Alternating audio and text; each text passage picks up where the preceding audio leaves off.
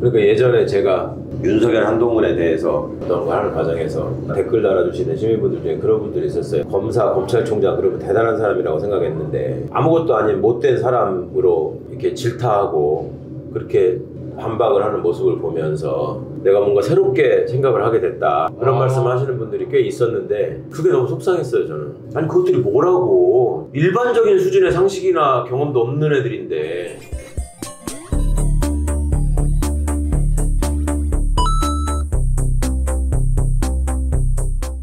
부족한 정치오락실을 꾸준히 시청해주시는 우리 구독자분들께 정말 감사의 말씀드리고요. 저희가 연말 다가오는데 정치오락실의 새로운 목표 바로 연말까지 구독자 5만 돌파하기. 인터뷰 채널에 있어서 구독자의 영향력은 다양한 패널을 섭외하는데 아주 큰 힘이 됩니다. 정치오락실도 이재명이 대통령이 되는 꿈을 향해 달려가고 있으니까 구독 눌러주십시오. 아 그리고 구독 누르신 분들은 구독 한 번 더 누르면 취소되는 거 아시죠? 안 누르신 분들만 구독 부탁드립니다. 고맙습니다. 네, 여러분들 반갑습니다. 저희가 이제 민주 진영에서 유일하게 술을 한잔하면서 하는 방송이기 때문에 많은 분들이 이런 걱정을 하세요. 아니 술 먹으면 분명히 촬영 때문에 차 갖고 다닐 텐데 이거 집에 어떻게 가세요? 막 이런 분들이 있는데 그럴 때 저는 대박 114 대리운전 앱을 통해서 대리를 통해서 집에 귀가를 합니다. 안전하게. 대박 114 대리는 뭐 제가 광고 뭐 이걸 떠나서 실제로 여러분들 제가 운행 내역을 보여드릴게요. 이게 제 운행 내역인데 이렇게 촬영할 때마다 대리운전을 불러서 가거든요. 근데 대리를 부를 때 가장 중요한 건 두 가지입니다. 첫 번째, 얼마나 빨리 배차가 되느냐. 내가 술을 먹고 집에 빨리 가야 되는데 대리가 안 잡히면 엄청 스트레스 받거든요. 근데 대박 114 대리운전을 통해서 대리를 부르게 되면 배차가 굉장히 빠르고요. 두 번째는 가격이 합리적이어야 됩니다. 대박 114 대리는 가격도 굉장히 합리적이고 저렴하고 친절하다. 여기가 굉장히 이벤트도 많습니다. 아래에 저희가 이제 더보기나 댓글에 설치 링크를 고정을 해놓는데요. 설치 링크를 통하여 설치한 모든 고객한테는 메가커피 쿠폰을 증정한다. 그리고 두 번째, 5명 추천 시 교촌 세트를 또 증정해 드립니다. 근데 요거는 이제 이용 내역이 있어야 하고요. 그 다음에 친구 추천 시마다 또 메가커피 쿠폰 증정을 해드려요. 요것도 이용 내역이 있으신 분들에 한해서입니다. 기본적으로는 이용 금액의 10%를 항상 적립을 해주고요. 요거는 이제 일정 금액이 넘으면 내 통장으로 현금처럼 찾아서 이렇게 쓸 수도 있고요. 아래에 나가시는 링크를 통해서 대박 114 대리를 꼭 설치를 해주시길 부탁드리고요. 정말 제가 여러 어플도 써봤지만 정말 대박 114 대리 편리합니다. 그래서 저도 지금 꾸준히 쓰고 있고 지금도 대리를 불러서 귀가를 할 예정입니다. 대박 114 대리 많은 설치 부탁드리고요. 이용해보시면 정말 편리하다는 거 깨달으실 겁니다. 설치 고고! 정치오락실 시청자 여러분 반갑습니다. 오늘 저희가 미리 예고해드렸던 대로 우리 지식인의 또 상징이라고 또 볼 수 있는 지식인 최강욱 의원님 모셨습니다. 박수! 지식인 백수의 상징이 아닙니다. 아니 내가 봐도 제일 잘 나가는 백수 같던데 요새. 아 그래요? 아 잘 나가는 백수? 요즘 어떠세요 의원님 일정이? 아니 이렇게 만나자는 분들이 종종 계셔서 네. 귀한 소고기도 사주시고 그러잖아요. 월요일 화요일은 네. 저녁 때마다 방송을 하니까 약속 시간 잡는 게 쉽지 않아서 그게 좀 어렵지. 이제 얻어먹을 때가 많이 있는데 네. 다 못 가고 시간이 없어서 오늘 그래도 다행히 또 의원님이 시간이 나서 이렇게 인터뷰를 모셨습니다. 고맙습니다. 일단은 본격적인 이야기 좀 들어가기 전에 저희가 공통 질문이 있어요. 정치오락실에. 예. 원래 저희가 맥주를 한 잔 먹는 방송이에요. 처음에 이제 그걸로 정치오락실 좀 떴거든요. 요즘 한 대여섯 패널 연속으로 술을 지금 안 드시는 분들만 나오세요. 그래갖고 컨셉이 술 먹방인데 콜라만 지금 한 4-5회째 마시고 있는데 마찬가지로 우리 의원님이 또 술을 못 드시는 걸로 제가 알고 있어요. 그래서 오늘 여러분들이 이렇게 콜라로 의원님과 짠 한다는 점 좀 양해의 말씀을 드리고요.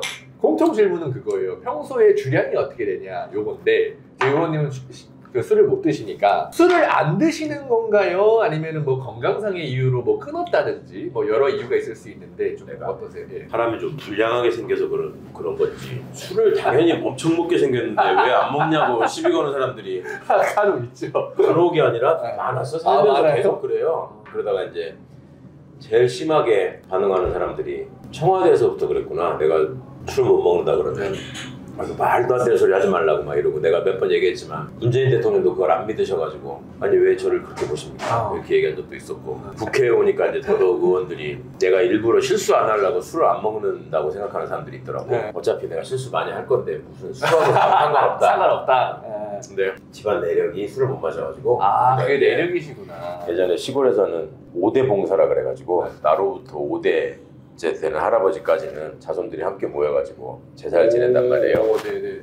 그러면 이제 고조 할아버지 자손들이 다 모이는 건데 네. 그러면 이제 시골에서 좀 큰 집에서 모여가지고 쫙 이렇게 차려놓고 제사를 지낼 거 아니에요. 그리고 옛날이니까 할아버지급들은 이게 갓 쓰고 도포도 있고 네. 정식으로 제사를 지내는 건데 제사를 지내고 나면 퇴주잔이 나오고 그거를 이렇게 모아놨다가 음복이라고 하면서 술을 다시 마시잖아요. 근데 우리는 그 음복할 사람이 없는 거야. 고조 할아버지 다 모였는데 다 술을 못 드시니까 술 마시는 사람이 없어. 그러니까 이거를 술로 제사를 지내지 않고 우리는 식혜로 지냈어요. 그러니까 나는 어릴 때부터 제사 지내러 가면 항상 식혜가 있었기 때문에 제사는 당연히 식혜로 지내는 거라고 생각했어요. 식혜를 지금처럼 무슨 저 옛날에 찜질방이 있어가지고 나오면서 식혜를 시키고 이런 게 아니니까. 옛날에 그게 아니었구나. 그때는 식혜가 음료수 같이 먹는 게 아니라 명절 때나 잔칫날 할아버지 생신 뭐 이럴 때나 먹는 거였다고. 옛날에 잡채 막 이런 것처럼. 그렇죠. 그렇게 생각을 했는데 내가 중3 때인가 우리 반 애들이 방학 때 뭐 제사가 있어가지고 시골에 내려갔는데 어른들 몰래 돼지잔 음복 한다고 하시는 거 훔쳐 먹었다가 취해가지고 해롱거렸다 이런 얘기를 하는 거야. 그래서 내가 그게 뭔 소리냐. 야 식혜를 먹고 취하는 놈이 어딨냐. 근데 서로 말이 안 통하는 거야. 얘는 제사 지낼 때 당연히 술로 하는 건데 그걸 먹으면 취하는 거지. 그거 왜 취하냐고 물어보면 내가 이해가 안 가는 거고. 나는 제사 지낼 때 식혜로 하는 건데 왜 너는 식혜를 먹고 취하냐고 하는 거야. 그러네. 서로 다른 얘기를 하고 있는 거야. 그러니까. 서로 다른 얘기를 하면서 치열하게 얘기를 하다가 식혜가 당연히 나는 그 디폴트라고 생각하고 다른 애들한테도 야 제사 지낼 때 다 식혜로 지내는 거 아니야? 얘는 술 먹고 와가지고 어쩐다고 하니까 우리 반 애들이 거의 다 나를 진짜 황당한 눈빛으로 보면서 제사 지낼 때 식혜를 지낸다고? 뭐 이런 적이 있었어요. 그래서 내가 요즘도 사람들이 왜 나보고 술 못 먹냐 그러면 그 얘기를 한 번씩 해주거든. 그러면 그 듣는 사람들마다 다 황당해 하더라고. 진짜로 식혜로 제사 지내는 집이 있냐.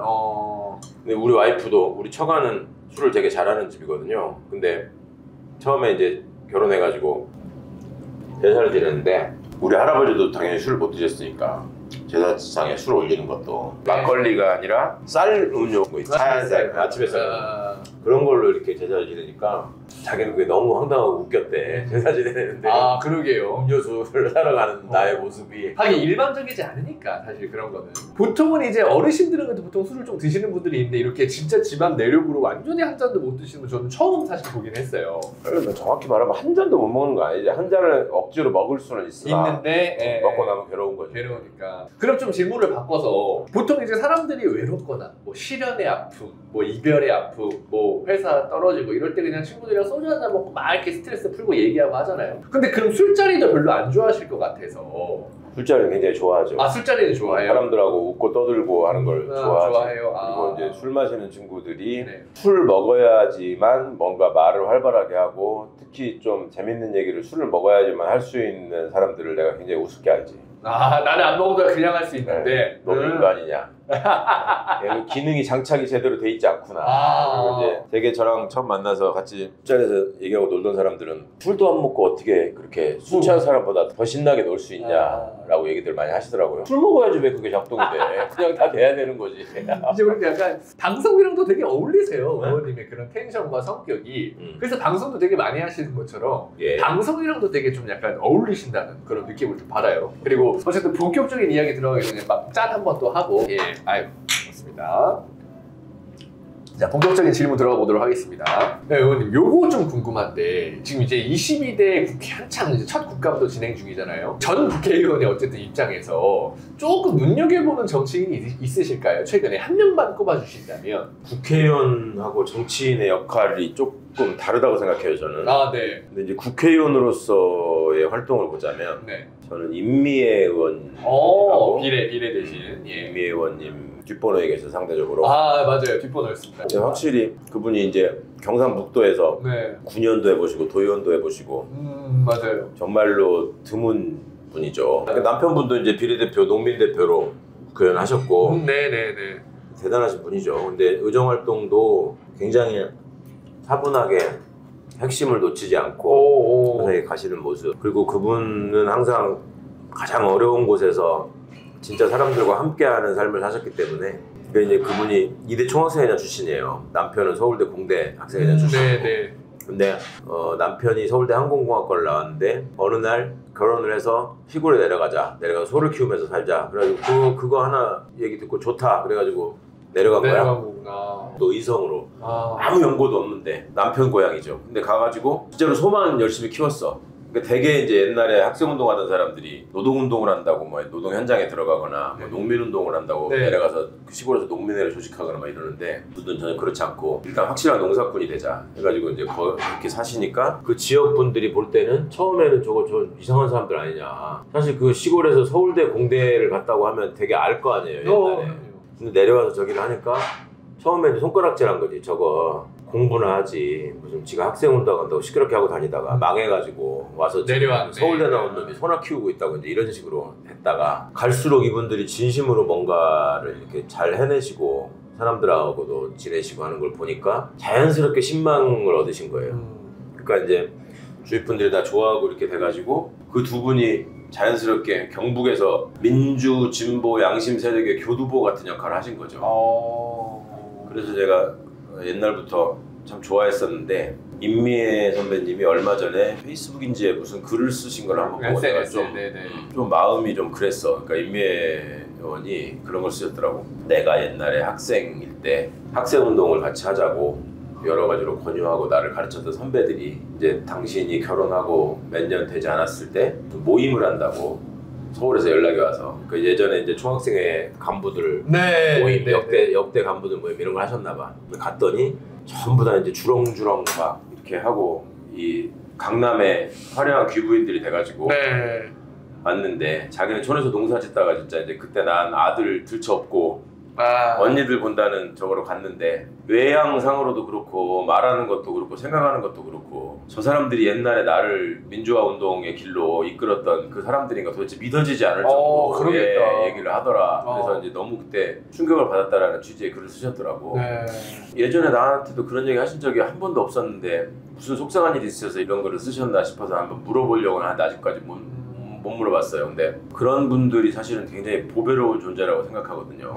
이게 말로만 무슨 그러니까 뭔가 스스로 어떤 삶과 이런 걸 또 성찰할 줄 알고 돌아볼 줄 알고 또 생각의 폭도 넓어질 수 있고 약간 이게 이제 먹물의 한계라는 건데 실제로 현장 경험이 없이 책상에 앉아가지고 무슨 글자로 책으로 본 걸 가지고 지가 세상의 이치를 다 깨우치는 듯이 행동하고 그런 거를 기반으로 시험 보는 재주를 통해서 일정한 지위나 신분을 확보한 다음에 그걸 바탕으로 국회의원이 되고 그런 분들이 꽤 많거든요.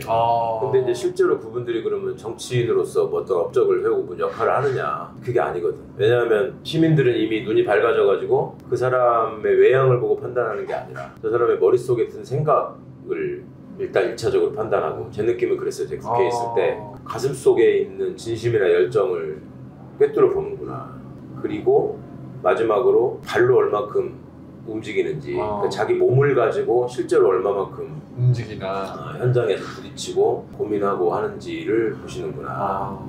광고 안 하고 진행을 하도록 하겠습니다. 네, 여러분들 이번에 소개해드릴 제품 바로 이 글루타셀입니다. 와우, 이게 의원 혹시 들어보신 적 있어요? 이거 진짜 좋더라. 근데 그쵸. 이게 뭐냐면 우리 겨울철에 건조하고 막 이러면 피부가 간지럽잖아요. 그럴 때 이렇게 칙칙 뿌려주는 긁지 말고 뿌리세요 글루타셀입니다. 이게 날씨의 계절의 영향이 바뀌면 보습제를 발라도 사실 효과가 없어요. 왜냐면 보습제를 발라도 어디 묻고 막 뭐 무겁게 챙겨야 되고 하는데 글루타셀은 귀찮아서라도 더 귀찮죠. 그럴 때 그냥 나가기 전에 칙칙 하고 가면 자연스럽게 이게 되게 순한 성분이어서 꼭 가려운 데에만 뿌리는 것이 아니라 샤워하고 또는 씻고 나서 화장품 바르기 전에 한번 쫙 가볍게 피부에 발라주면 되게 좋고 글루타셀이라는 게 여러분들 유튜브에서 광고하는 제품이 아니라 약국에 가면 있어요.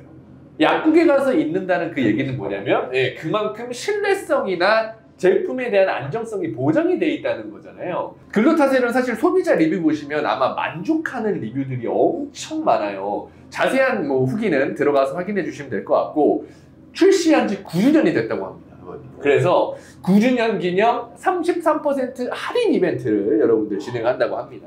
이게 가격이 좀 있어요. 좋은 성분이다 보니까 화장품은 오히려 싸면 더 불안해요.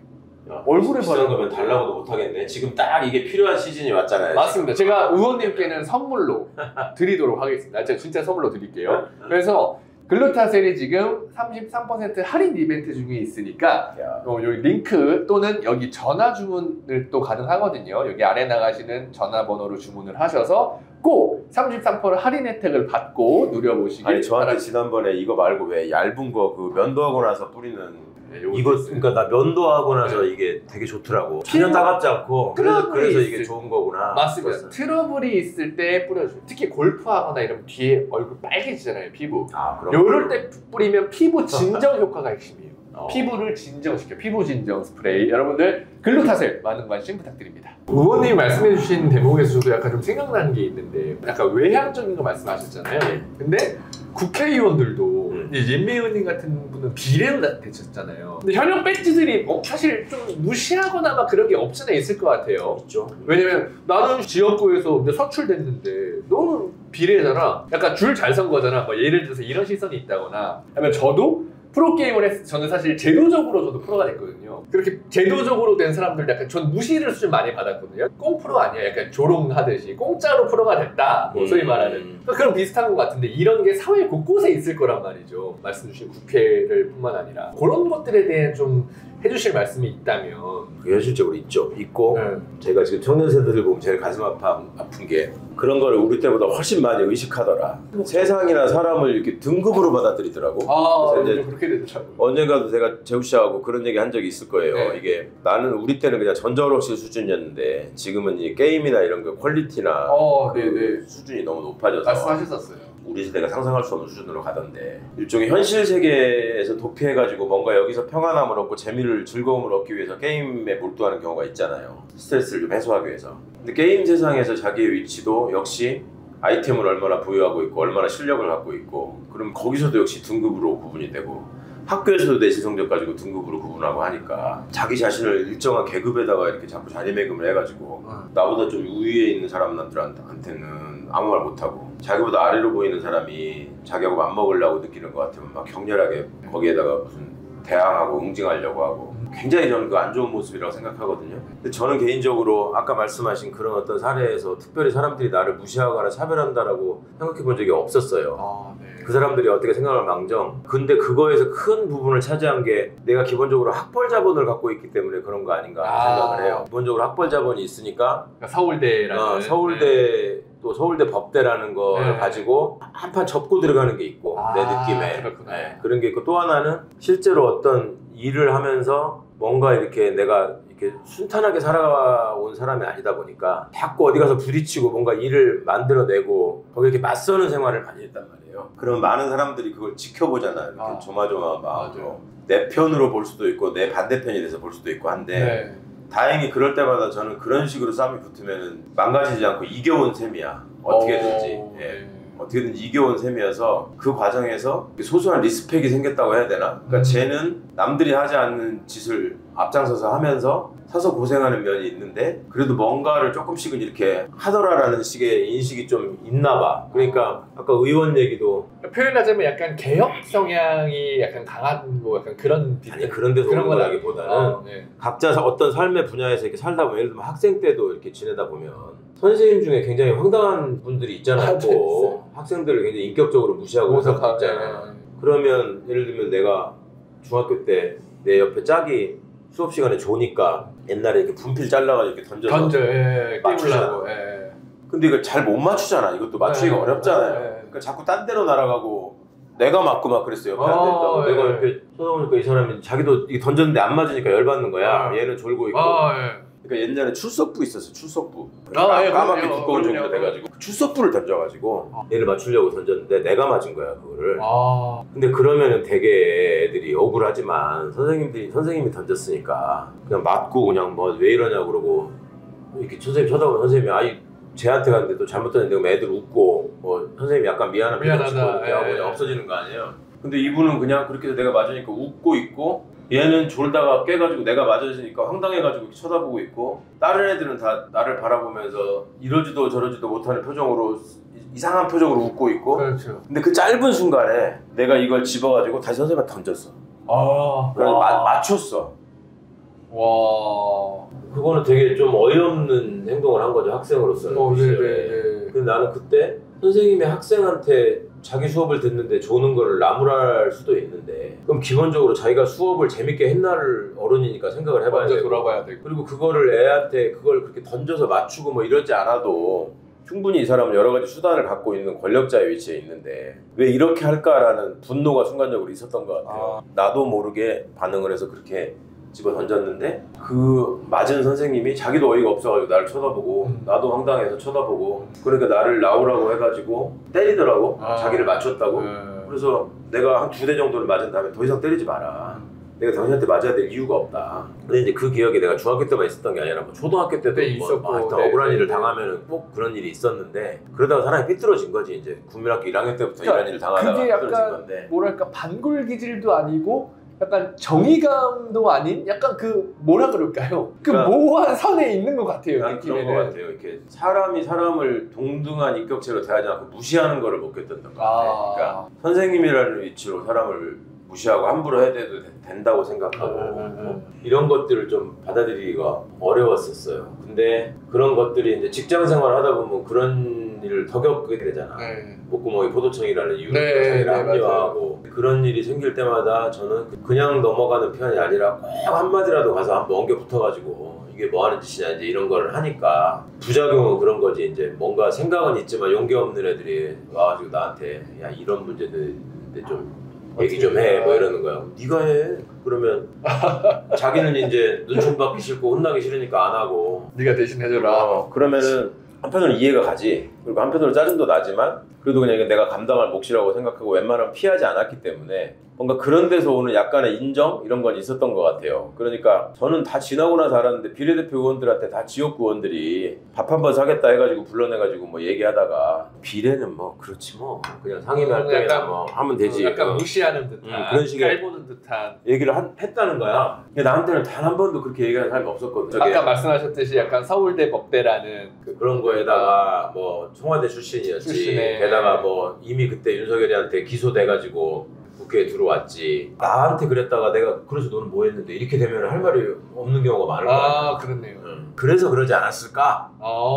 라고 혼자 생각을 하죠. 근데 이제 국회의원들 사이에서도 무슨 예를 들면 선수를 가지고 괜히 주눅이 든다거나 뭐 이런 3선, 4선, 5선 말 올라가요. 저는 예전부터 그런 겉으로 드러나는 어떤 포장지나 그런 걸로 가지고 권위를 내세우려고 하는 거에 대한 생리적인 거부감이 있기 때문에, 어찌 보면 일부러 그런 사람들한테 가서 더 심하게 농담을 하고 또 장난을 치고, 예를 들면 이상민 의원 같은 사람한테 장관 이상민을 빗대가지고 국회 본회의장을 나서면서 의원들 다 보고 있는데, 형 때문에 쪽팔려 죽겠어, 빨리 다른 데서 나가야지 뭐 하는 거야, 막 이렇게 얘기를 하면 보통 사람들은 보고서 너무 놀래지.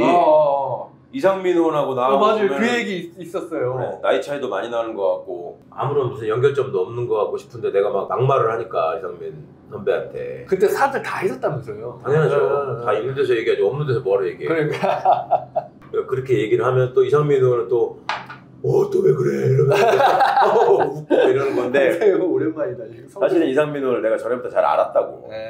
이상민 의원이 충남대를 나오셨는데 공부를 서울대 법대 도서관에서 공부를 하는 게 좋은 기운을 받는 거라고 생각을 하셨는지, 하여튼 거기 와서 계셨기 때문에 내가 어릴 때부터 봐서 알고, 그래서 이제 나는 더 편하게 얘기하는데, 또 이상민 선배가 나이도 있고 선수도 5선이고 하니까 사람들이 조금 더 어려워하거나 뭐 좀 친근하게 못 지내는 것 같길래 내 나름대로 장벽을 깨준다는 생각으로 그렇게 한 건데, 나중에 사람들이 막 조마조마한 심정으로 그런 걸 보다가, 정치권에서는 특히 공개적으로 뭐 농담일지언정 누구를 디스하고 이러는 걸 금기시하는 게 있거든요. 나중에 그게 자기한테 해로 돌아올 거라는 약간의 두려움들을 갖고 살더라고.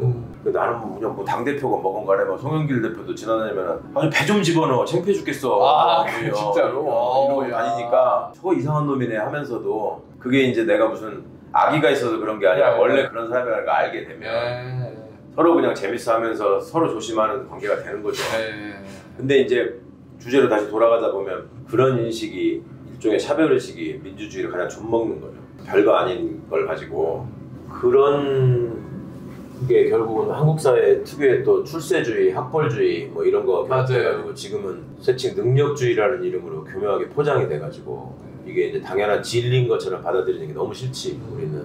그리고 제 나름대로 일종의 한국 사회의 기득권을 가진 사람들이 갖춰야 되는 스펙이나 이런 길들을 다 걸어봤잖아요. 그렇죠. 내가 그 사람들하고 함께 지내면서 그 속내가 뭔지를 뻔히 안단 말이야. 네. 그러면 분명히 그 수준이 안 되는데 그 수준을 넘어서는 것처럼 가장하는 게 너무 많이 눈에 보이거든.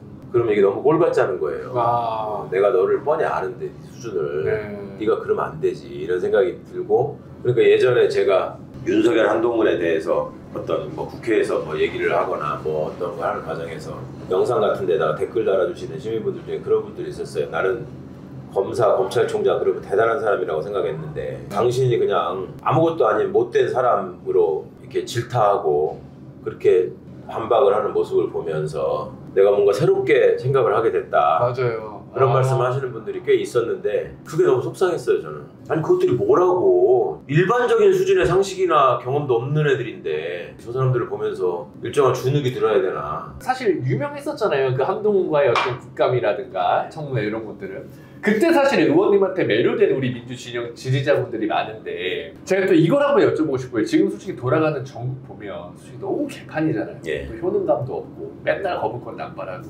의원님이 그런 모습을 보면서 저는 어떤 생각을 하셨는지 조금 궁금해요. 그러니까 뭐냐면 야 내가 진짜 의원이었으면 저것들은 내가 그냥 한 주먹거리도 안 돼. 첫 번째. 두 번째는 아니다. 그냥 나는 지금처럼 밖에서 활동하는 게 오히려 나는 내가 더 큰 역할을 하고 있는 거라고 생각한다. 이렇게 시민들 설득하고 또 의원님만의 어떤 논리나 철학을 얘기하고 좀 어떤 생각이 드시는지 그 소회가 좀 궁금합니다. 제 지향점이나 바램은 네. 어릴 때부터 후자였어요. 후자 양상이 있었고 뭔가 세상에 해를 끼치지 않는 사람이 되자라는 게 첫 번째 목표였다면 네. 두 번째는 조금이라도 내 경험을 통해서 내가 유익한 걸 알게 됐다면 그거를 최대한 사람들한테 알려주고 죽어야 되겠다. 그런 생각 많이 했었거든요. 근데 뜻하지 않게 국회의원이 돼가지고 국회에서 3년 반가량 경험을 했죠. 그러면서 제 나름대로 이제 이 정치라는 분야, 국회라는 분야를 이해하고 습득하는 시간이었어 그게. 그러니까 그때 있는 기간이 제가 결코 그렇게 막 행복하고 복된 시간은 아니었는데 지금 이제 이렇게 뭐 벌어지는 상황이나 특히 법사위의 모습이나 이런 걸 보면 예전에 내가 의원 할 적에 다 그 간부로 있었던 사람들이 정의들이잖아요. 뭐 인사검증을 하는 과정에서 자기의 출세를 위해서 여러 가지를 감추면서 저기 했던 사람들 이런 것들이 난 다 눈에 보이니까 그런 데서 오는 순간적인 그 분노가 있지. 그러니까 이제 내 눈에 볼 때 지금 저기서 말장난하고 저 뻔히 저기 보이는데 우리 의원들이 이렇게 제대로 이렇게 치고 나가지 못할 때는 좀 답답하기도 하고 답답하죠. 내가 정말 의원직 상실한 게 요만큼도 아쉽지 않았는데 법사위 새로 열려서 우리가 위원장 하면서 펼쳐지는 장면을 보니까 내가 저기서 함께 힘을 합쳐서 했으면 더 잘할 수 있었는데 하는 아쉬움이 있다라는 게 이제 저거 그 정도로 법초에 대해가 아닌데 제가 저거보다 훨씬 나쁜 놈인데 저 사람은 좀 깊이 파고 저 사람 지난번에 그때 안 있어가지고 그걸 모르는구나. 예전에 나 있을 때 했던 거짓말을 지금 여기 와서 지금 또 반복하면 재생산하는데 아이고 저거 진짜 막 이럴 때가 있는 거지. 그런 건 충분히 아시지만 어쨌든 외부적으로 또 그 의원님만의 철학이나 이런 거 알리고 이런 게 더 즐거우시다.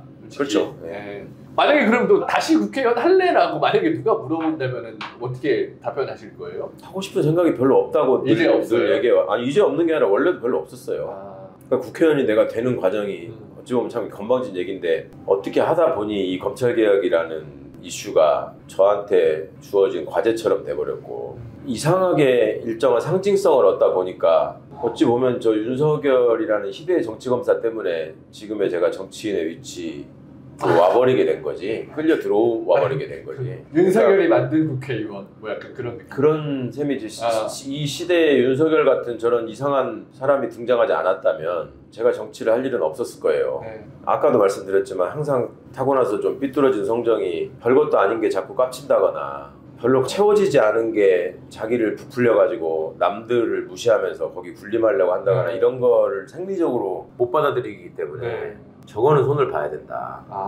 저런 것들이 세상에서 무슨 권력자라고 활개치고 행세하는 거는 좋은 나라가 아니다. 그런 생각 때문에 네. 정치의 길에 들어서서라도 저거는 어떻게든지 꺾어야 된다, 꺾어야 되겠다. 막아야 된다. 약간 이런 생각을 했는데 사명감과 어떤 정의감도 그런 게 있으셨군요. 적절한 단어가 없어서 그냥 그렇게 갖다 붙이면 모르겠을 때 내가 막 특별한 사명감을 가지고 뭐 정의감에 불타서 한 건 아닌데 그냥 살아가는 방식이 그렇다 보니까 이제 그렇게 네. 온 거고 대선을 이겼으면 더 이상 제가 정치에 그렇게 깊이 관심을 갖지 않고 해도 될 것 같은데 대선을 지는 바람에 숙제를 해결을 못한 거잖아요. 아 그렇겠네요. 근데 그런 데서 찝찝하겠다, 오는 찝찝함과 네. 부채감이 네. 있어서 그것들을 정리해야 된다. 아, 이 의미가 있네요. 또 그래서 부채감 때문에 또 지금도 계속 활동하시는 거고. 저는 잘못된 인간들은 더 이상 정치권에 있어서는 안 된다라는 게 있고 또 하나는 검찰이라는 조직이 맞아요. 공적으로 역할을 해야 되는데 사적으로 저렇게 움직이면서 사회의 흉기가 된 이 현실은 반드시 고쳐야 된다. 네. 뭐 그런 걸 할 수 있는 범위에서는 정치의 역할이라는 게 분명히 네. 필수적인 거고 네. 그 과정에서 제가 역할이 있다면은 뭐 피하지 않아야 되겠지만 제가 뭐 무슨 처음부터 나는 정치인이 돼가지고 이거를 내가 아이템으로 잡아서 국민들을 설득해서 세상을 바꿀 거야 이런 그런 건 아니고 계획이 있었던 건 전혀 아니죠. 안 그래도 1부에서 이제 사실 원래 최강욱 의원님의 어떤 인생 스토리나 서회를 좀 전하고 싶은 게 사실 목적이었어요. 정치오락실에서. 요거 하나 여쭤보고 싶은데 지금 김건희가 이제 무혐의 결론이 났잖아요. 근데 최강욱 의원님이 한 7, 8년 전에 쓰신 책 중에 법은 정치를 심판할 수 있을까? 라는 책이 있었어요. 아마 보신 분도 계실 거예요. 근데 거기에 또 핵심은 어쨌든 이 기소독점주의를 갖고 있는 검찰이 이 기소권 남발하고 또 사법부 그러니까 이 사람들이 또 막 권력에 줄을 서고 이런 것들을 되게 꼬집으면서 또 그 책을 내셨었잖아요. 당시에 8년 전에 그런 생각을 하고 쓰셨는데 지금 또 똑같은 일이 그러니까 하나도 그러니까 개선된 게 없다고도 보실 것 같아서 의원님께서 사실 이번에 김건희 그 무혐의도 의원님이 사실 고발 5년 전인가요? 그때 고발하셔서 시작된 그 수사라고 알고 있는데 이번에 도이치모터스도 좀 어떤 생각이신지? 요새 이제 현실이 너무 답답하고 황당하니까 분노를 넘어서는 모멸감을 느끼는 분들이 많잖아요. 모멸감 특히 우리 맞습니다. 민주시민이 어쩌다가 저런 것들이 우리나라를 지배하는 세상에 내가 살고 있나 막 이런 데서 오는 거잖아요. 오늘 이 순간에도 지금 왜 빨리 탄핵을 안 하는 거야? 민주당이 무슨 의석만 많이 주면 바로 어찌할때 왜 아직도 못 엎어가지고 이러고 있는 거야? 이런 울분이나 이런 거를 막 토해내시는 분들이 꽤 많아요. 그런 분들께 꼭 좀 드리고 싶은 말씀이 있어요. 그 질문과 직접 관련돼서 이 얘기를 내가 한 건데 그런 말이 있다고요. 이 정의는 가까스로 승리하고 진실은 겨우겨우 밝혀진다. 그게 역사적 경험이고 우리 인간이 가지고 있는 한계 때문에 늘 우리가 겪어왔던 일이에요.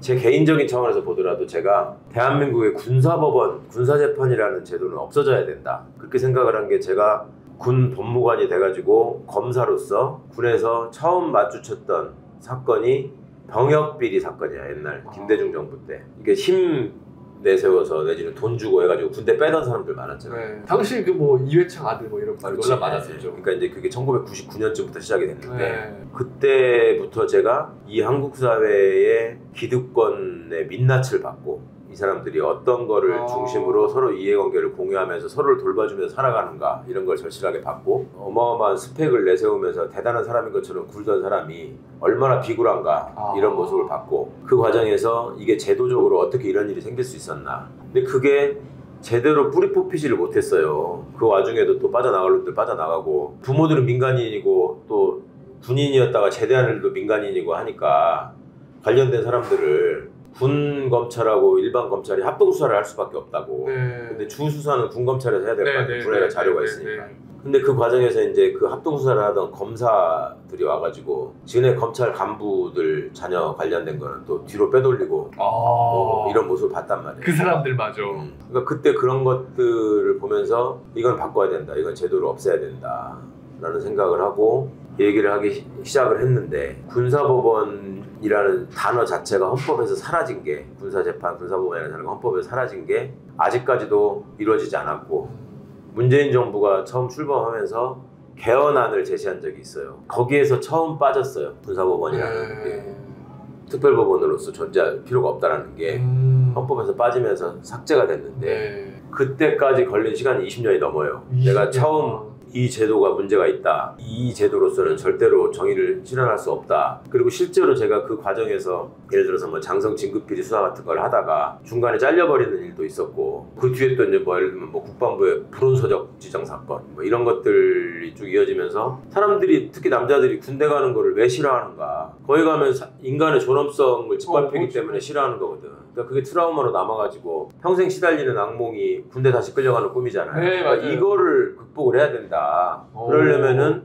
이게 근본이 어디에 있나. 그럴게요. 근데 군에서는 왜 의문스럽게 죽어가는 사람들이 많나. 이런 문제들이 있잖아요. 그런 거에 바탕으로서 이 군사법제도라고 하는 게 나쁜 기능을 하고 있다. 이걸 없애야 된다. 근데 이게 여전히 지금 남아있고 겨우겨우 이제 2심도 폐지하고 1심에서만 조금 군인이 관여할 수 있는 정도로 많이 줄여놓긴 했는데 문재인 정부에서 근데도 이게 남아가지고 이번에 박정훈 대령 사건에서 군검찰이라고 하는 존재가 온갖 나쁜 짓을 하잖아요. 20여 년 전부터 내가 외쳐오고 내가 지향하고 꿈꿔왔던 그리고 내가 실제로 일을 하면서 겪었고 정책을 결정하고 법을 만들 수 있는 위치까지 내가 갔음에도 불구하고 아직도 이게 명맥을 유지하고 있단 말이에요.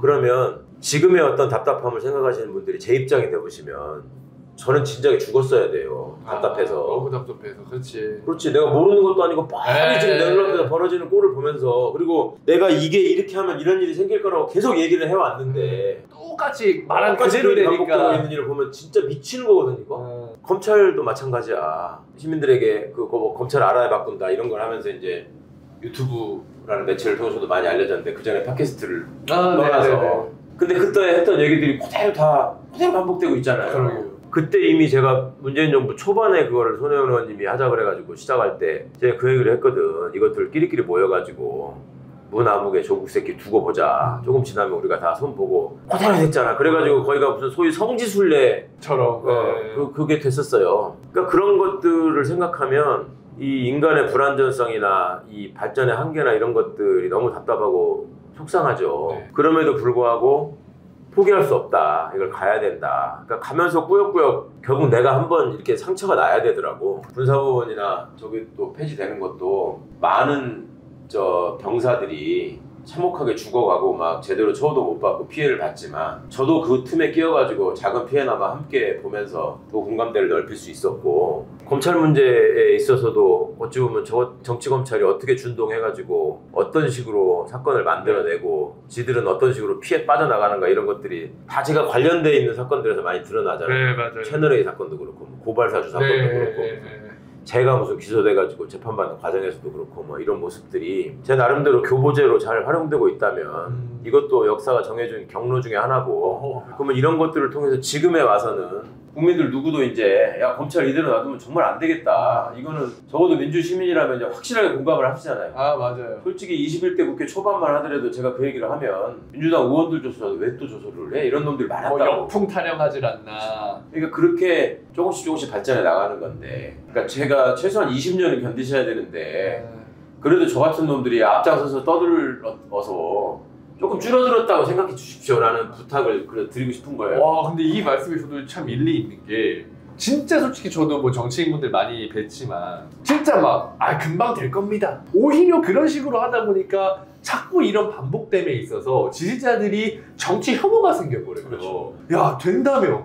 막 거리 나가서 촛불 들고 뭐 외치고 막 현수막 들고 막 규탄하고 했는데 정치인들은 곧 될 거래. 금방 될 거래. 근데 안 돼요. 그럼 지지자들은 힘이 빠져서 자꾸 나가는 거거든요. 오히려 그렇게 되도 않는 말도 안 되는 희망 공연을 할 바에 의원님처럼 차라리 저 같은 사람이 조금이라도 더 시간을 앞당기고 있으니 좀 힘내주십시오. 정의는 뭐 가까스로 승리하고 진실은 겨우겨우 밝혀진다. 이 이야기처럼 저는 이게 참 오늘 지지자들한테 울림이 있을 것이다. 그렇게 생각을 하고 꼭 좀 함께 생각해 주셨으면 좋겠어요. 네. 정말 성급하게 생각하시는 일이 이게 아닙니다. 울림이 진짜 커요. 아무튼 오늘 콜라를 드셨는데 한 잔 따라 드릴게요. 이거 하고 1부는 이 정도로 마무리를 하고 우리 2부 넘어가야 하는데 제가 따를게요. 그 전에 저희 중요한 거 있습니다. 여러분. 저희 정철아 술도 또 먹고 살아야 되기 때문에 광고 하나 하고 진행을 하도록 하겠습니다. 예, 중요합니다. 아무튼 저희 오늘 좀 얘기를 하다 보니까 좀 많이 느끼한데 의원님 제가 선물로 사과즙 한번 드릴게요. 유명한 사과즙. 이것도 100% 사과즙인데 감사합니다. 사과즙 한 번씩 넣고 목이나 말라서 사과즙이나 하나 먹고. 청송인가 어디서 보는 거잖아 이거. 정치원 확실히 뭐 좋은 광고가 많이 들어오는. 예. 혹시 사과즙 구매하실 분들은 아래 하단 링크를 이용해 주시면 되겠습니다. 여러분들 정치원 확실의 트레이드 마크라고 볼 수 있는 아임굿 돌아왔습니다. 자, 의원님 하나 드세요. 예, 같이 이것도. 음료죠 이거. 아임굿의 특징을 딱 두 가지로 설명할게요. 온가족 과채 음료다. 그래서 이게 사실 미나리, 패션후르츠, 사양 벌꿀 이런 천연 과채로만 주스를 만든 거예요. 그렇기 때문에 사실은 온 가족이 함께 먹을 수 있는 음료고, 다만 미나리를 주 성분으로 한 음료이기 때문에 숙취 해소에도 아주 탁월한 효과가 있다. 많은 분들이 숙취 해소제로만 알고 있는데 사실은 전혀 그렇지 않다. 평상시에는 에너지 음료, 활력 음료로 드시면 되겠습니다. 아임구 들어가면 진짜 실제로 리뷰, 후기들을 많이 볼 수 있는데 이걸 먹고 전부 그런 것들이 개선됐다는 후기들이 정말 많습니다. 아임굿은 진짜 설명이 필요 없어요. 저도 6개월째 마시고 있는데 정말 덜 피곤하고요. 아침에 일어나거나 장시간 운전할 때도 확실히 효과를, 이거는 먹어본 사람만 사실 효과를 느껴볼 수 있어요. 여러분들 요거는 꼭 한번 구매해 보시기를 제가 강추드리고요. 그리고 민주진영에 한해서는 사장님께서 40%까지 할인을 해서 주십니다. 여기 이 사장님도 진보진영에 꽤 오랜 지지자분이세요. 그래서 문자를 보내서 정치오락실을 보고 주문했다고 반드시 말씀을 하셔야지만 40% 할인된 가격에 만나보실 수 있습니다. 지금까지 아임굿이었습니다.